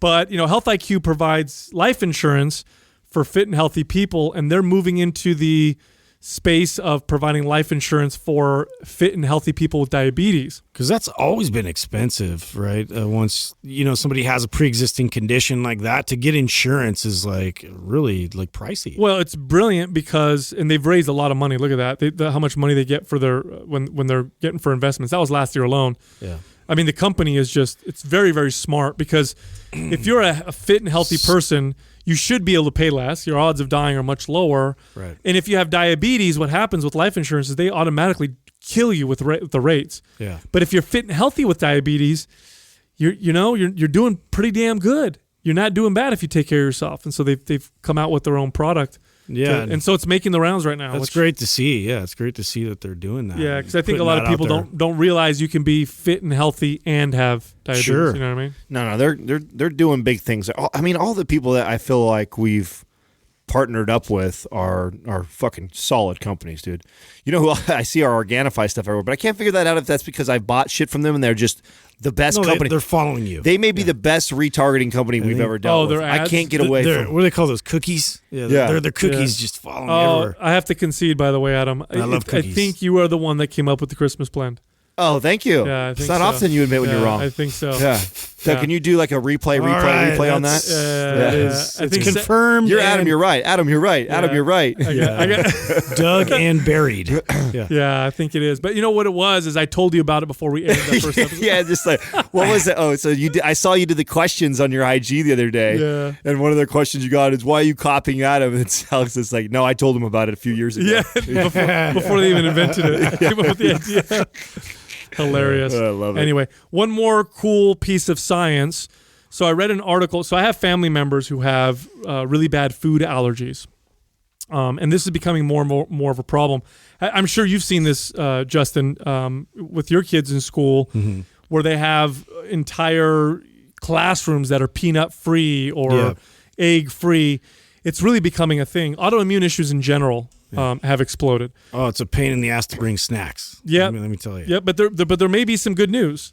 Really? Yeah, studies are showing that people with allergies have lower risks for developing certain types of cancers. So their immune systems, people with allergies, the immune system is just overactive, and this overactiveness, this vigilance of their immune system comes in handy when killing. Finding it's hyper responsive, so it is sort of actively just going after all these problems. It's killing all these precancerous cells and stuff much sooner. But in the presence of modern life, the context of modern life where everything's hyper clean, we don't need the super vigilant immune system, it may go haywire and then start to attack itself, which is why you develop these food allergies and shit. Interesting. So it's not like ideal to completely eliminate. Well, like let's say so we're trying to get rid of all genetically. Let's say if we're doing this whole CRISPR thing and we're trying to eliminate the gene for allergies, right? For instance, and then once we do that, now we're susceptible to cancer. No, I mean look at this. People who have asthma and hay fever have a 17% lower chance of dying from colon cancer. So there's an interesting one. Men and women whose blood tests showed them to have an allergy also had a 50% lower risk for developing certain types of brain tumors. And then in mice, they found that certain types of allergies dramatically reduces their risk of skin cancer. So there's almost that trade-off. And it's like, what the thing is, a lot of our modern health problems are the result of an ancient body living in a modern world. You know what I mean? If you have this kind of an immune system, it's probably awesome when you were constantly exposed to pathogens all the time, and now you're in this hyper clean environment. You got some. Well, didn't we see that? And I don't know if this is this is an example, it being sickle cell, and then also malaria. Wasn't there that parallel? Yep. People with sickle cell have a natural kind of immunity or be able to fight malaria much better. So it's not as advantageous in this environment. That's right. Well, I always wonder if it's something like that, or that because they have something and there's something else they do in their life that could be contributing to that. You said allergies, and I think of, what are the things that I do differently because I have allergies, and maybe they find that Benadryl's anti-cancer, right? Something that. Even though I wouldn't use that as an example, but because of that, maybe. I mean, that's a very, very, very good question. Because they've done a few studies on this, they're thinking it's the other way, but that's a very good question. The way to deduce that, I guess, would be to look up studies on things that people do, people who have allergies, the things that they do, and what those associations are with cancer, to see if you can kind of tease that out. Right. That's very interesting. But yeah, because you've told me before. I mean, we've talked about how allergies it's an inflammatory response, right? So eating high inflammatory foods is going to naturally kick up my allergies when I'm already having it's during allergy season. So I'm aware of this, and I try to make conscious decisions because of that. Now, are those conscious decisions also helping me avoid cancer because I'm not eating these high inflammatory foods or things like, what I mean? Yeah, though, right? An example like that. It's tough because the immune system's so complex. It's such a complex system that it's difficult to isolate these types of things. But they are finding across the board that people and animals with allergies, even animals, seem to have better, survival rates from cancers and lower rates of cancers. And, the cancer, look, at any given moment, you probably have cancer cells in your body, but your immune system is constantly killing them and getting rid of them or whatever. And it's when your immune system fails at doing that cancer becomes, an issue. So interesting. This Quah is brought to you by Organifi. For those days you fall short on getting your organic veggies or whole food nutrition, Organifi fills the gap with laboratory-tested certified organic superfoods to help give your health and performance the added edge. Try Organifi totally risk-free for 60 days by going to Organifi.com. That's Organifi.com. And use the coupon code MINDPUMP for 20% off at checkout. Our first question is from Ash Training Nutrition. How do you naturally improve libido in a young man?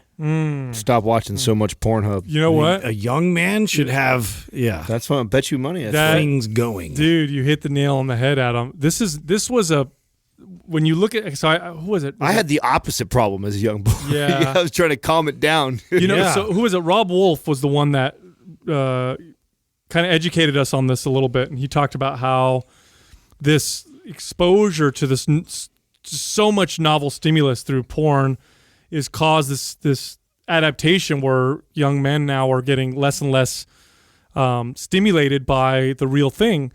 And after he talked to us about that, I thought it was fascinating. I looked it up, and erectile dysfunction in the young men age group, and I can't remember what it was, like 18 to 25 or whatever, which was non-existent. Like erectile dysfunction in that age group was almost non-existent for a long, long time. Like the doctors didn't see people in that age group come to them and complain about that. Mm-hmm. But since porn has become such easy access to it, that the erectile dysfunction complaints and diagnosis has exploded in that age group.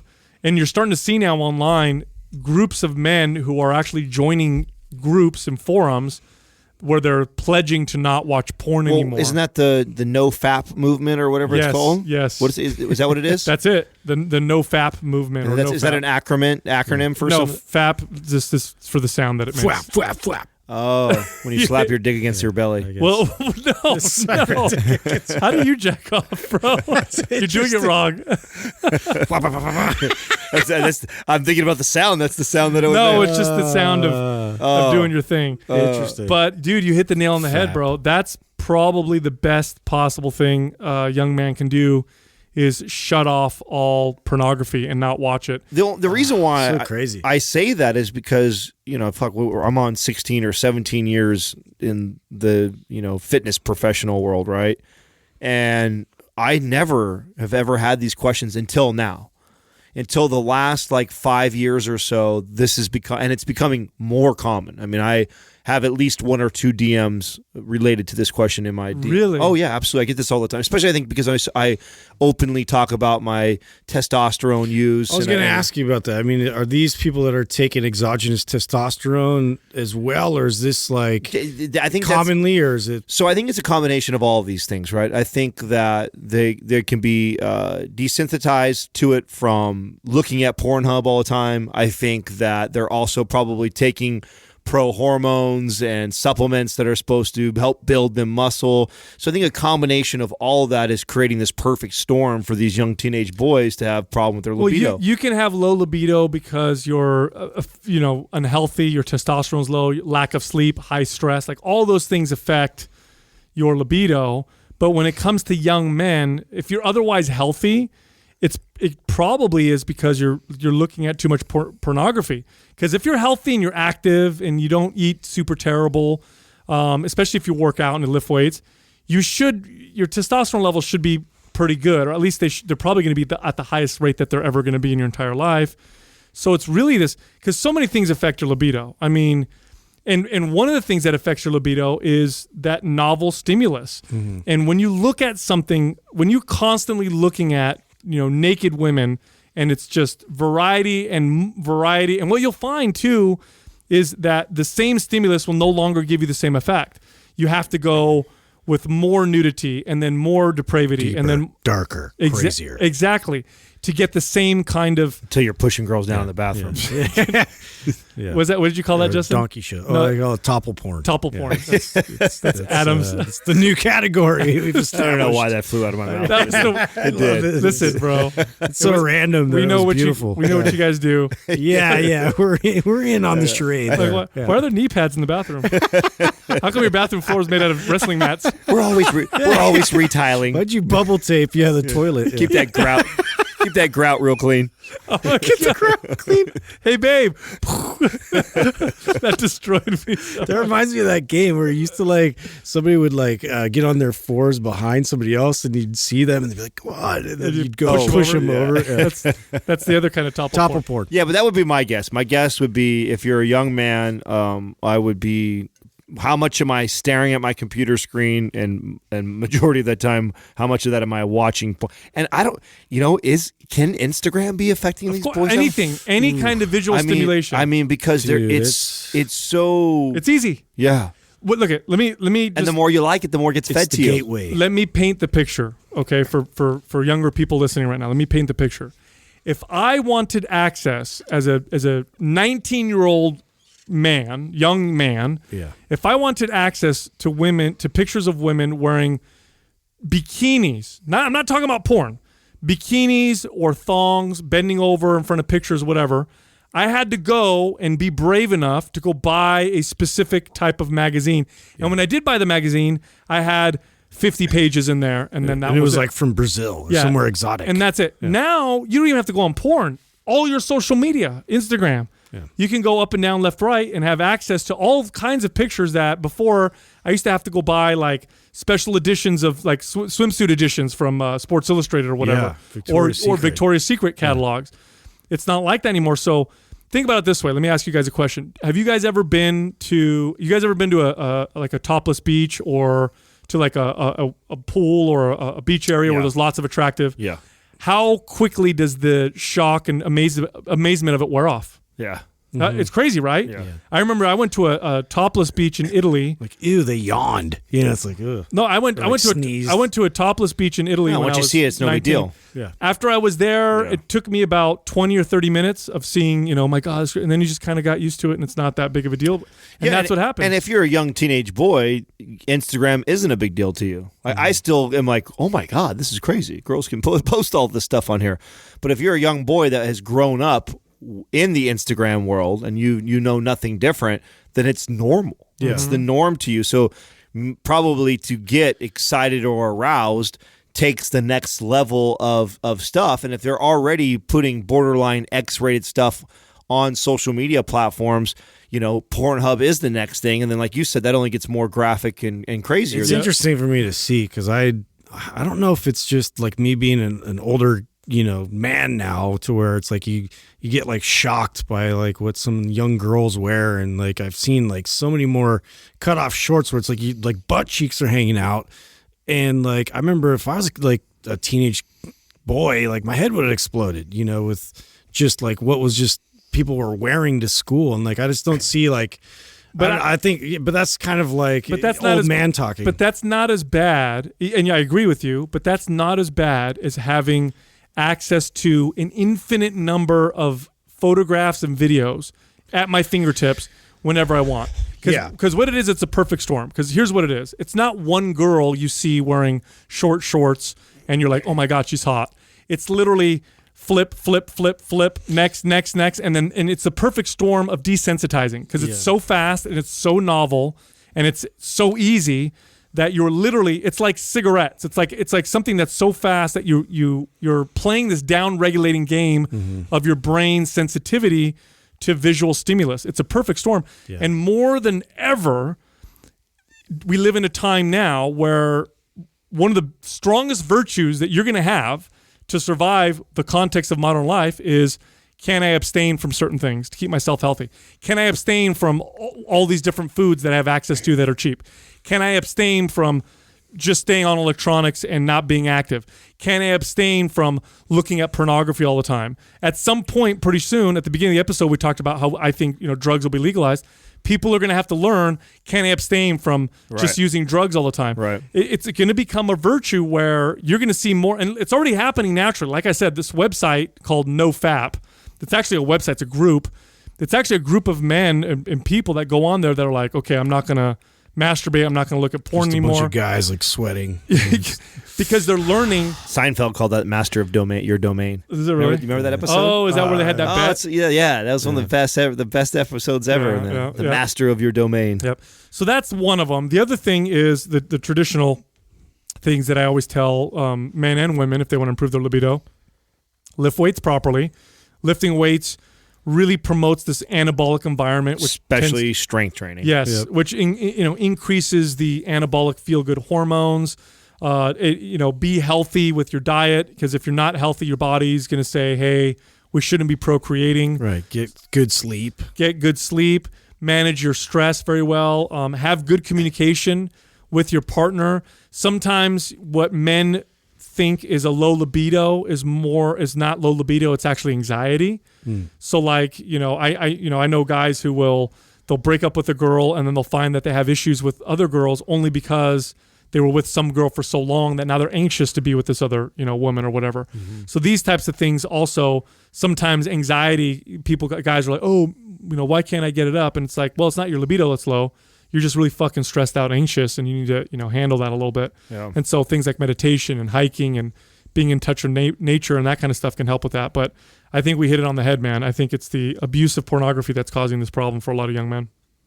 Next question is from Ralph Rodriguez. Are there any benefits to using the Smith machine? Oh, I just had this on my Insta story. I answered this question. That's why I picked it. Ooh. Yeah, no, there's some benefit. We rag it hard. Especially Justin. I know Justin hates it. I just can't stand it. I used it. I used it quite a bit, especially I shouldn't say quite a bit. I used it, intermittently in my training regimen when I was competing. Men's bikini? Yeah, in men's bikini. Most popular way that I would use it is for upper body exercises that I either, one, was pushing a max set without any spotters, or two, when I was drop setting an exercise. So shoulder pressing or like chest press, incline press on there. And I'm starting off with X amount of pounds and I'm stripping down each set. So yeah, strip sets are good on that. Yeah, when you're by yourself, it's like, and again, if I was, I really wanted to push the weight and I didn't have a spotter, this would be a great place for me to use that, because I know I could just roll my wrist and lock it out. I use it for donkey kickbacks. Yeah, just my favorite. I think the reason why we've ragged on the Smith machine in the past is because the Smith machine pretends to be a barbell. That's all. Yeah. Because the reality is the Smith machine is just a machine. And I think some people view it and think to themselves, oh, look, I can use a barbell. Like it equates to barbell lifts. Yeah, I'm going to do barbell movements, but I'm going to use the Smith machine because it's safer. No. It's just a machine. It's like any other machine, like a hammer strength machine or any other plate-loaded machine. Some machines are better than others. A Smith machine is just a machine. So if you want to do like a machine chest press, Smith machine is one of your options. If you want to do a machine row, Smith machine is one of your options. You want to do a machine overhead press, it's an option. That's all it is, basically. Yeah, the risk level goes, down substantially, in terms of like what. The thing that irritates me about it is it's just in a fixed bar path. So, for me it doesn't emulate a squat very well. It's more of a hack squat. Yeah, it's not the same thing.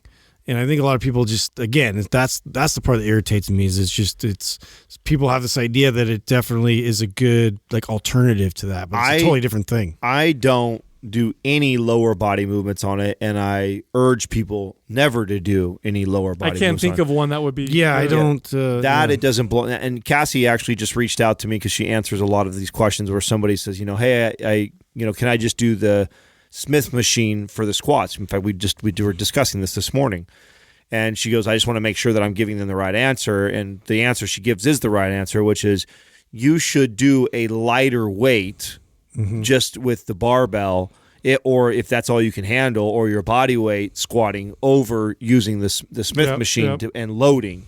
And that's just because the benefits that you get with the barbell squat, that part of the great benefits of that is the ability to have to stabilize that bar through the entire movement. You get incredible benefits to dropping down deep into a squat while you have a bar above you that you have to stabilize and isn't on a track.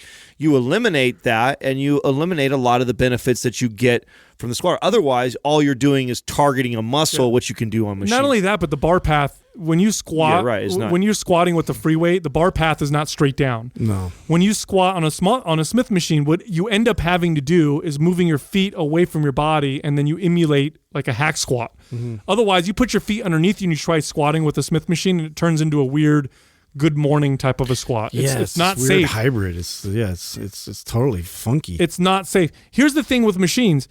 A lot of people are like, oh, machines are safer. In some ways, they can be safer. In some ways, they can be more dangerous. Here's how they can be more dangerous. When you use a machine, the machine doesn't follow your body. Your body has to follow the machine. So if I'm moving with the Smith machine in a way that doesn't feel natural and is hurting me, well, guess what? That's my only option. There's no other way to move the bar because it's locked into position. With a free weight, I can adjust my positioning. I can train anybody with free weights. I don't care how tall you are, how short you are, how long your arms are, how long your legs are. I don't care what your biomechanics look like. I can use free weights with pretty much any body. Machines doesn't work with everybody. I have clients that genuinely could not use machines because their limbs were the wrong length. It just didn't work. Although I got to be honest, I have used it with clients like to basically regress like a push-up or, do Just lock the bar in place? Yeah, like a body weight row. And yeah, you just lock, like I use it for the bar so I can like adjust it. And so it's great for that. Yeah. No, there's places for it. We've used it. I think the way that we just see I think the reason why we clowned on it for so long on this show is because a majority of the people don't use it like that. No. It's rare I walk by and I see an average gym goer using it as a regressed version of a push-up by moving the bar up or doing a pull-up on it and adjusting it that way, or seeing somebody use it for a drop set for shoulder press or incline press, which are probably all and only the things that I could think of that I would even use a Smith Have machine. you seen the Smith machine? And I don't even know if it's called a Smith machine. So traditional Smith machine, barbell on 2 tracks. It only goes straight up and straight down. Have you seen the Smith machine where the track also slides? Yeah, it's at the American Barbell. Now, what is that called? I don't know, but you know who actually was trying to like sell me on the idea of that was, I think it was Corey, because first of all, like in a very specialized like situation and environment where you're doing like half, like not even half quarter squats, and you're trying to be super explosive and do it like in risk versus reward, you're already trying to kind of minimize risk.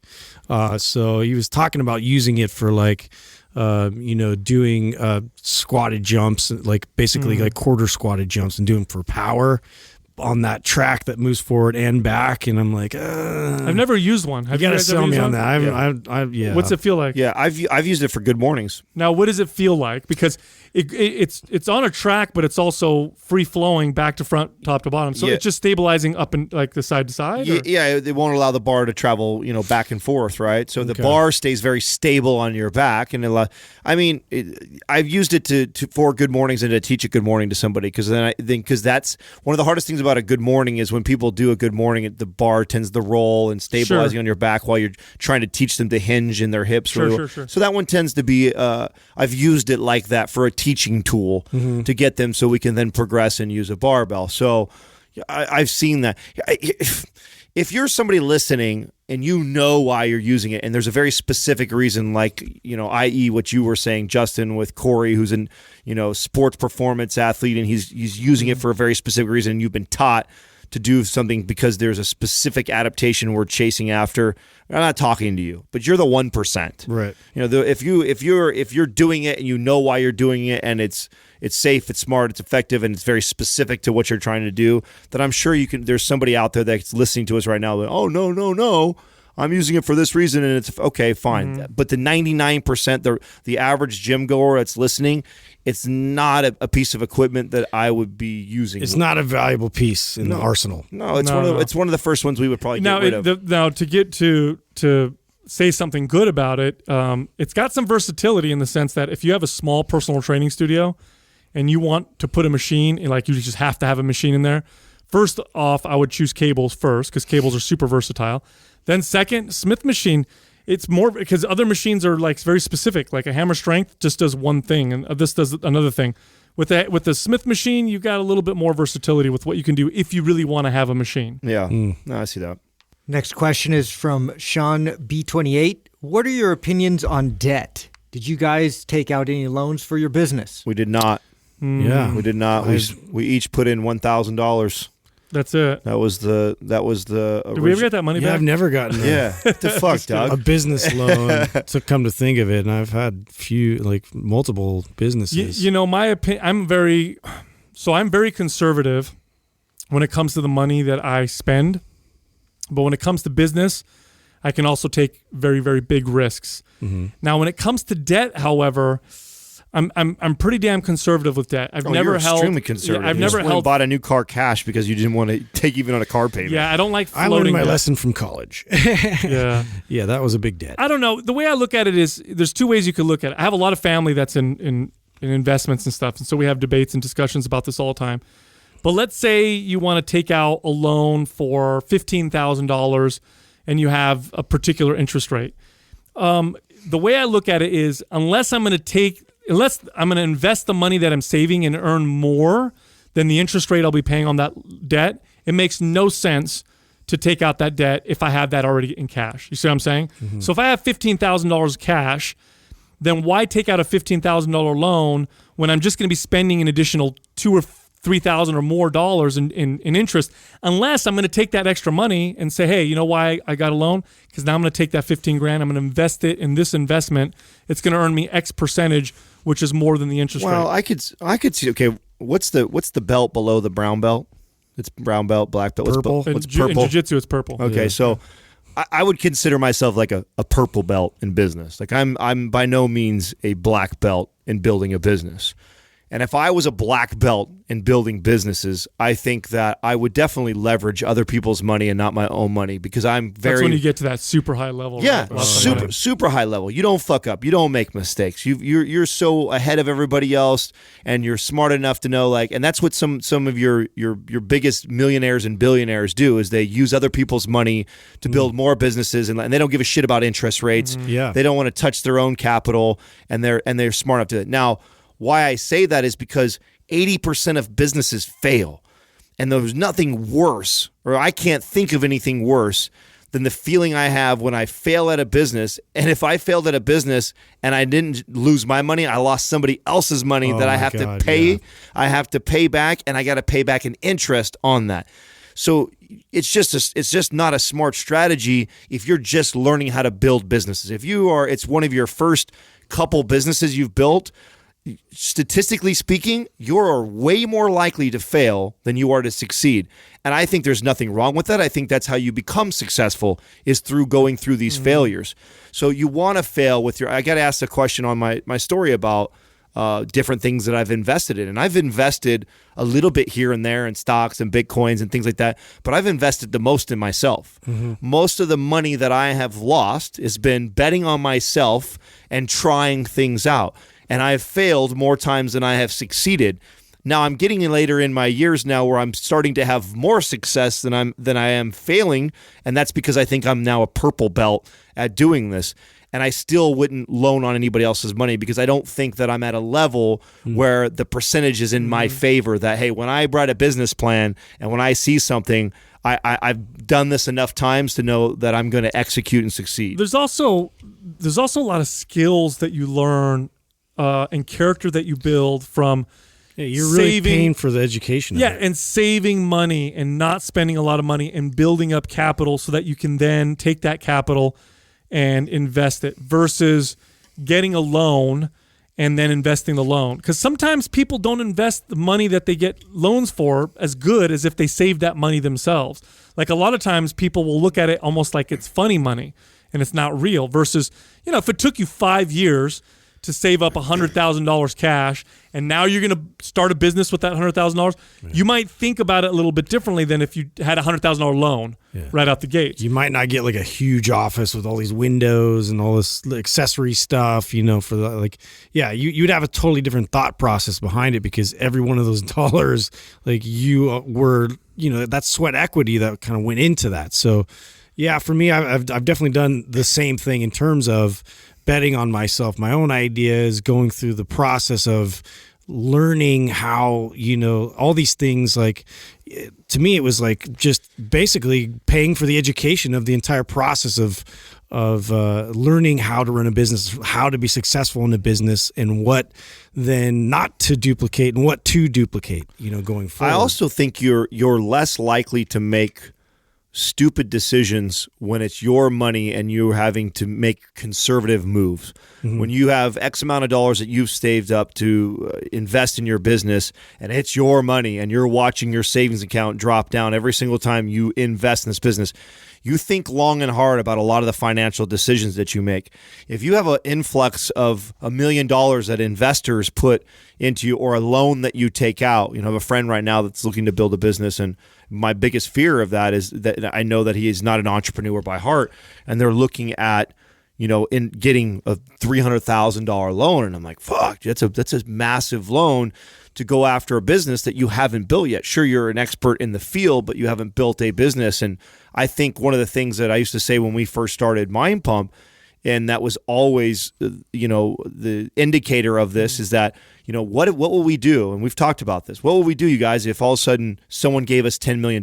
Like, can I honestly say I know exactly where to spend that $10 million? Like, no, I still think we're figuring that out as we go, which that's the benefits of us using our own money and then being smart about it and then reinvesting a little bit here. You tend to make smarter decision that way. When you have a bunch of money in the account that's not even yours, it's almost like you're playing with monopoly money. You tend to make riskier, probably. And you get taken advantage of. So you get other, companies that have staff like, oh yeah, we'll take care of the whole thing and the whole process. And, it's all this like promises and ideas and, you don't really know like the inner workings of that process and like what to really look out for and how they're taking advantage of you. It's the promise of getting rich quick that I think allures people to going into so much debt. I think if people really looked at the real statistics and numbers and looked at people who became wealthy independently, what you would find is a lot of people who become wealthy over long periods of time through conservative actions, working hard, saving money, not spending a lot of it, and investing their money in relatively conservative ways. That's the majority of people who become independently wealthy. There are those occasional people who risk it all and get lots of debt and hit a home run or whatever and become millionaires, but those are the exceptions rather than the rule. The rule is, look, we just had 10 years ago a major housing market crash. The big losers were these people who bought these houses and flipped them and were speculating in getting these these loans where the interest rate was going to balloon up, after a year or whatever, and they constantly were speculating, and they were playing this game that, as soon as the market took a shit, part of the reason why it took a shit was because of this, they all lost. I had cousins and family members who were earning, $70,000 a year. They're not earning that much money in the Bay Area. That's not a lot of money in the Bay Area. And these guys were owning 4 and 5 houses. Like, really? Like, why are you leveraging yourself like that when you don't even have any of the cash? Because they were playing that game of get rich quick, and then when everything flipped, they lost everything. They lost absolutely everything. The only way that I would leverage myself like that and take out a loan for a business is if I was duplicating something that I've already proven I can do. For example, let's pretend that Mind Pump is a $100 million company. We've been around for 10 plus years and we're killing it, and we've learned all this shit along the way. And I meet these 3 guys or 3 girls that want to do almost the exact same thing as we are. I can go back and backtrack. Okay, well, I remember we spent money on the studio. We spent X amount of dollars for this. I know we needed this. We needed that. This was a bad investment. This was bad. This was smart. So I know if we had $125,000, I can invest in all the equipment, all the stuff we needed, all the build out, all the people, the staffing to get us to this point and that took us 5 years in Mind Pump to get there on the grind. I can get there right away in 1 year, and I can be generating the type of revenue that is now. If I had that plan that I had already built and I wanted to duplicate a business, totally. Just like I can see if somebody who's built up like a general store or built up something that they built from ground up, they learned all the shit, and they go, hey, I want to duplicate this business, but this time I don't want to use my own money. I'm going to go find the talent. I'm going to take somebody else's money, and I'm going to be the smart guy who just makes all the calls and the chess moves. Then I see a lot of value in taking on debt using other people's money.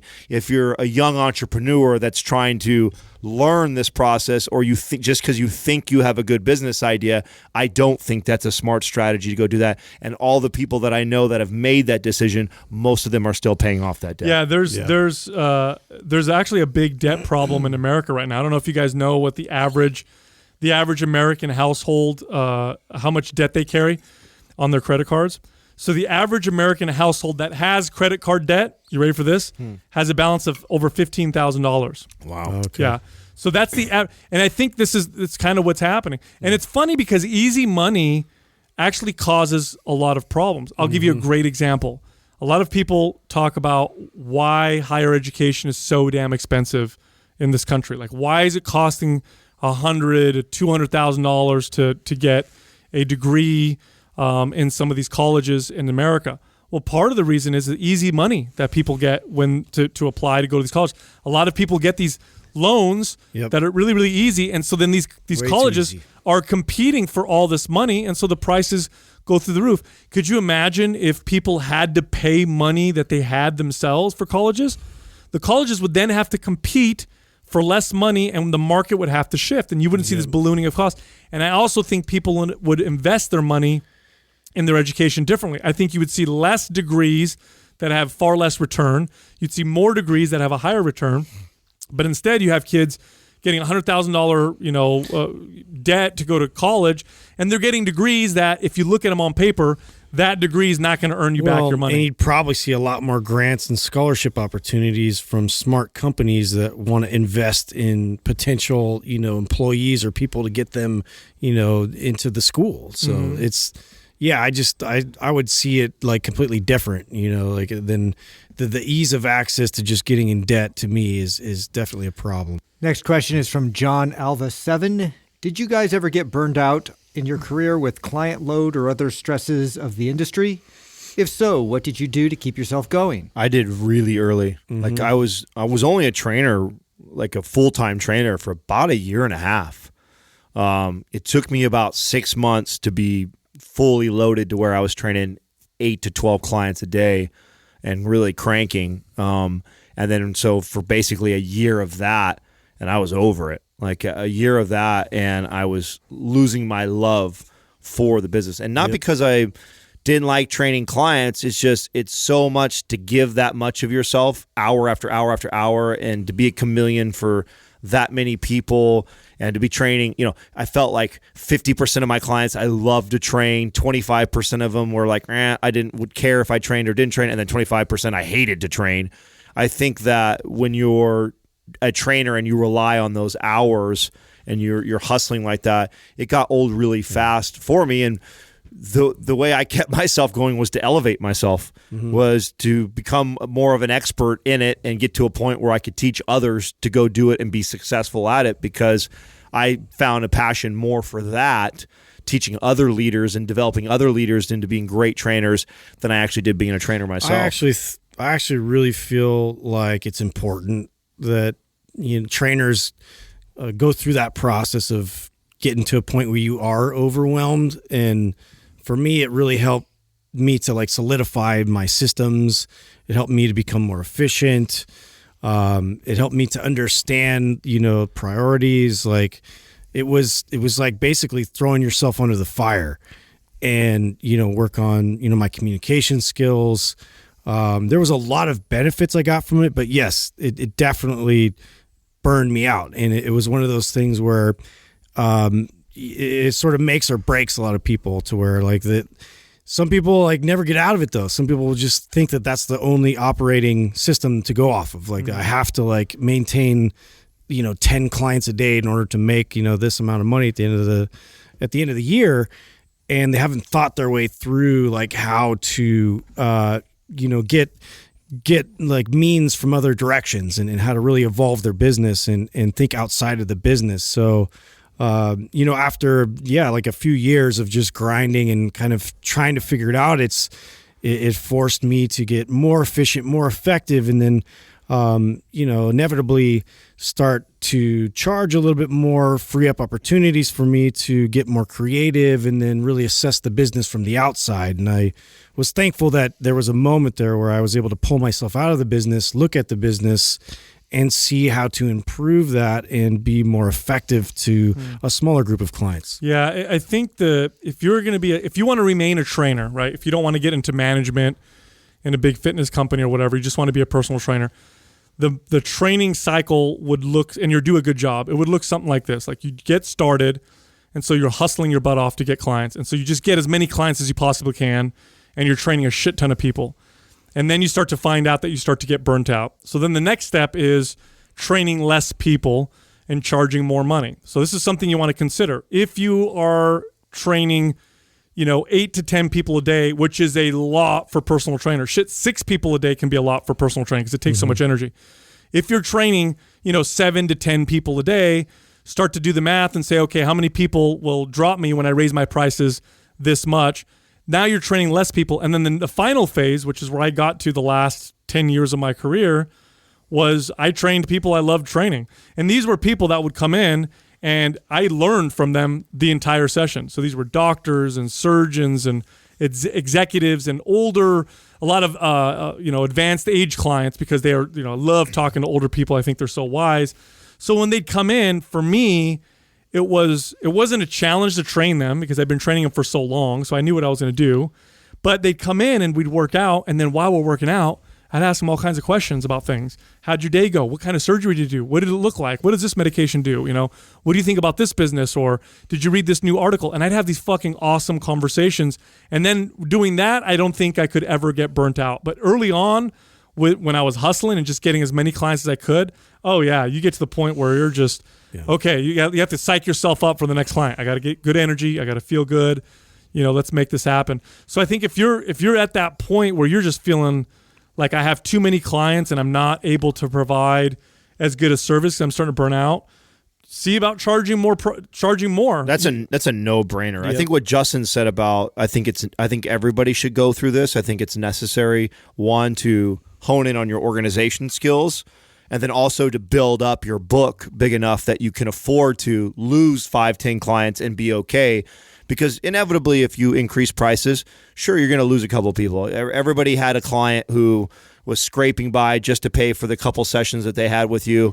And when you say, sorry, Susie, I'm going up to $150 an hour or whatever your rate is currently now, and slowly, incrementally increasing that, of course, you're going to lose a couple, but it ends up, evening out with the people that stay on with you and don't mind paying that extra $20 or $30 an hour. And I'm with you. And so the most of my career, that I was a manager who only had to train a handful of clients, and I handpicked them. I handpicked the ones that could afford to pay whatever I was charging at the time, and I enjoyed training them. And so it's why I could do what I did for as long as I did. But early on, I found out really quick. I was 22. People don't realize how much energy it takes. Oh man, it took, and I loved that. I put everything I had into it. I was full on energy trainer for sure. I was the trainer that when you walked in the gym, you always knew where I was at. You could hear me training my clients. Lots of energy, and I gave it all. But you do that for a year straight consistently for 8+ hours a day, and yeah, it'll wear even on a high energy guy like me. And that's where I found really quick, like, okay, I've figured this thing out. I'd rather teach it, handpick the clients that I want to train that I feel like are also feeding me. Like Sal said, like it's not hard for me to train a client that I'm helping them with my expertise, and then I'm also getting to learn something about their expertise. Oh, I love that. Yeah. And when you get to that level, that's an awesome place to be, that you're getting paid a high dollar amount for your expertise, and you're absorbing information from theirs, and you're kind of starting to weed out all the rest of the clients.